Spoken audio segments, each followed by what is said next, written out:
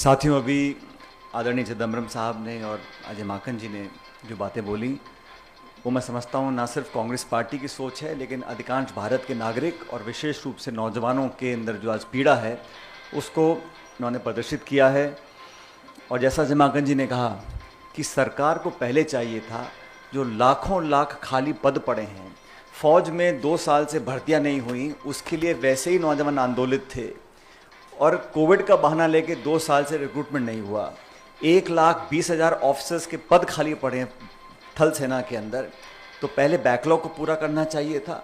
और जिस जल्दबाजी में इस स्कीम को घोषित किया गया है, सिर्फ शॉर्ट टर्म रेवड़ियाँ बांटकर लोगों का मन जीतने के लिए कोशिश की है। लेकिन सवाल ये उठता है, जिस प्रकार केंद्र सरकार ने 3 काले कृषि कानून बनाए थे, कथित रूप से कहा गया था किसानों के भले के लिए हम बना रहे हैं, किसान आंदोलन कर रहे थे।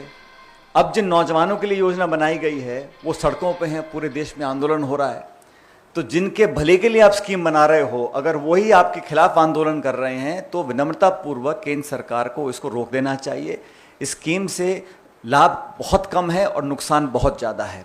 जैसा चिदम्बरम जी ने कहा, फौज के अंदर, और अजय माकन जी ने बिल्कुल सही कहा, फौज में आप 4 साल के लिए भर्ती कर रहे हैं, 6 महीने ट्रेनिंग करेंगे, उसके बाद साल में 2 महीने की छुट्टी भी जाएगा वो। तो टोटल सर्विंग पीरियड जो है 4 साल का है, उसमें से मुश्किल से 2.5 या 2.25 साल की वो नौकरी कर पाएगा। उस इतने कम समय में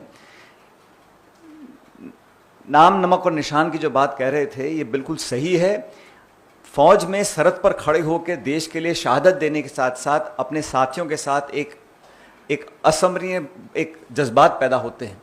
और जिन लोगों ने फौज की वर्दी पहनी है वो समझते हैं कि इसमें समय लगता है। जब एक नौजवान को मालूम है कि 2.5-3 साल के बाद उसको वो यूनिट बटालियन छोड़नी है, तो वो संबंध, वो व्यवहार वो नहीं बना सकता, ये सर्वविदित है।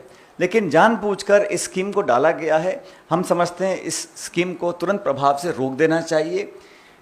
फौज के अंदर हमारी भारत की सेना किसी सरकार, किसी पार्टी, किसी दल से बहुत ज़्यादा कीमती है। सदियों से, दशकों से हमारे सैनिकों ने हमारे देश को गौरव दिया है।